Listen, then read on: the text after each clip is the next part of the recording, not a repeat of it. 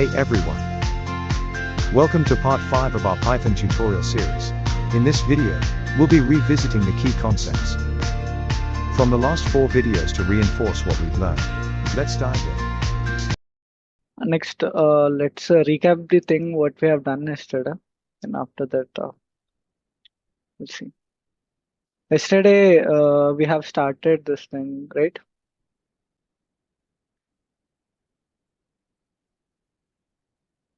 Yeah. Oh, I have to take this actually.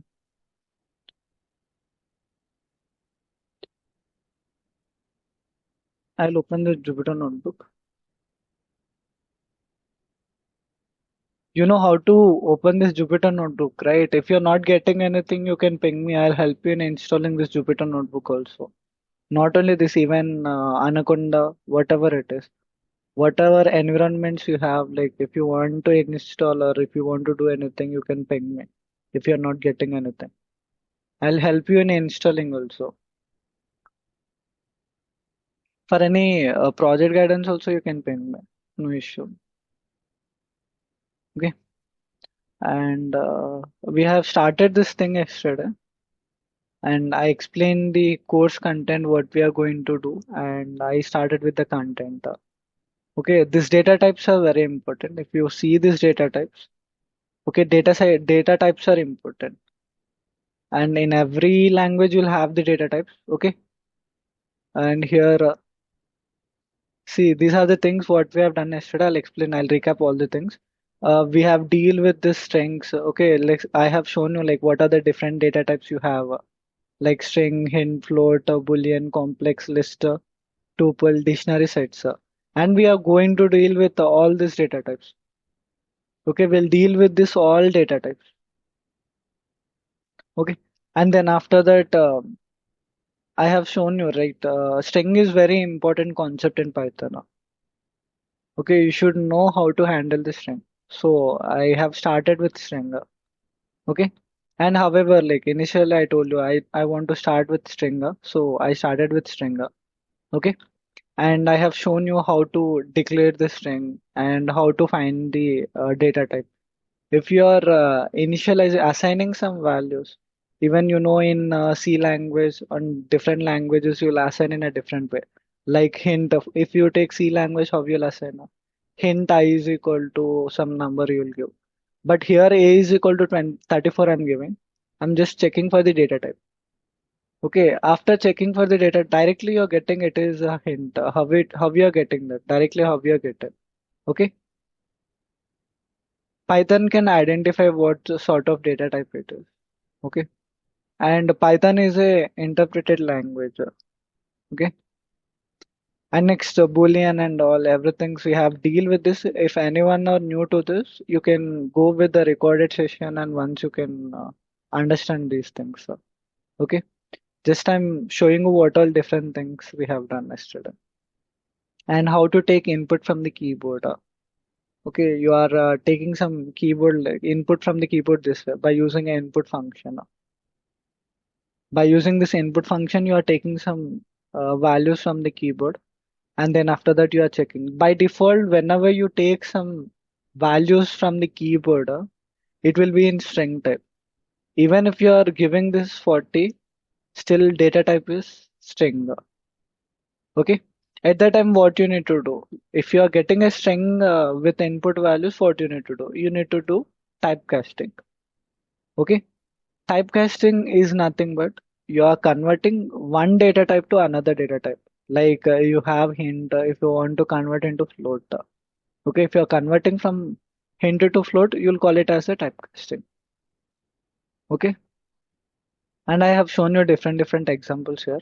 Okay, how you need to do that. And then after that, naming in Python. If you take naming in Python, okay, you'll be using different variables, right? How to use that variables. Okay, and this all these values, like how to name them. I have given this all things. And we went to string concept. Okay, I have explained you string concept, how to declare it, how to declare string.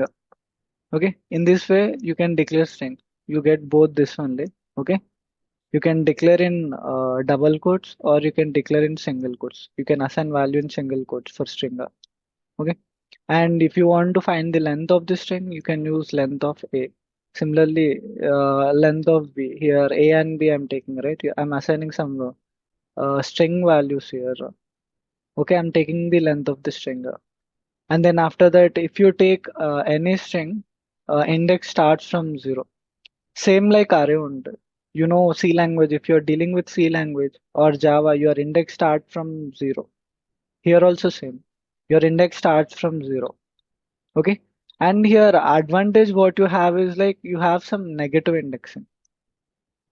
You have some negative indexing in Python. You don't have this thing in C language and Java, but you have in Python. Okay. And how to take that negative indexing also I have explained.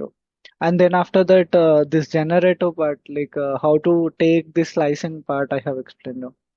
You need to take start and steps, all these things. Okay. By default, if you take here step will be one actually. Even if you're not mentioning, it doesn't show any error. Even end also one, start also one only by default. Okay. Explicitly, if you're mentioning something, your string values will change here. Slicing concept will come there. Okay. And reverse of a string without using any functions. This is a thing how you can convert or make a reverse of a string. Okay, and then after that, uppercase and lowercase. I have shown you how to take this uppercase and lowercase. And more in future, I'll explain you so many inbuilt functions in Python. What are the different inbuilt functions you have in Python? I'll explain you that also. Okay, don't worry about it. Like you have so much content, and I'll deliver in a very good way. Almost we'll be dealing up to some 12 to 15 hours. We'll deal with Python. So I'll be explaining everything in detail to you. Okay. Clear, right? And next after that, here I'm removing spaces from the start and end. Here I'm giving some space in the beginning and in the end. How to remove it? By using this strip function, I'm removing this. Okay. And similarly, how to get the odd places of a string. This is for string manipulation. How you can manipulate a string. That is important. And this concept you'll use for data frame too. Why I'm telling this all things is like the thing what we do in string we do in data frame too. Okay, that's the main reason I'm explaining everything clear when I'm coming to string concept. Okay, and it helps you a lot when you are dealing with data frame. You'll understand. Like I'll show you what are different things, how you can use them. I'll show you everything in detail. Okay, when we take a data, I'll show you there. And then after that, how to use the split function. You have hello world. Here, if I use the split function, okay, hello is separated, world is separated. By taking any word also you can take here. I'm taking a like here to split. So you can see it is splitting this way. Okay, this is all about yesterday's concept. Okay, now we'll deal with some operators. Okay, and you can follow W3 schools also. You'll understand all these things. Okay. And don't worry about the content. Content is like don't feel that I'm not going to deal all the things. Like if you take Python, there might be many things, but things that are related to data science, which are important, I'm dealing with them only. Even I can take OOPS concept and in depth I can explain them also. Okay, but here we deal with the data science. Here string concept is very important for data science. That's the reason I'm taking the string this way. Okay. Similarly, what are important? I'll tell you all these things. Next, um, coming to today's, I'll create new file. Let me just rename this. This is day one, right? Done till here. We'll move to day two. Okay. Let me start day two. Yeah. Let's start this. If you go to operators, how many operators you know? How many operators you generally know? Like you can ping in the text. so that I'll be knowing what are the different operators, in other languages. Just do ping in the chat so that I'll understand what are different operators, in any language. You can take any language, not only one language. No one knows any operators or what?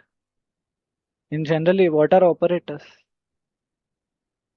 8 operators, only 8 operators? Plus? No, only plus? 7? I don't want count actually. If you can give the name part, you can. Okay, arithmetic is an operator. Logic is an operator. Okay, that's it. Arithmetic, logical, bitwise. Okay, okay, okay. Ternary operator. Fine, fine, fine. Conditional. Conditional is okay. Fine, fine, fine. Got it, got it, got it. Okay. Uh, okay. Let me continue. If you take C language, you'll be having different operators like arithmetic, assignment, binary, bitwise, comma, conditional, increment, decrement, okay, and unary relative operators. All these operators, okay.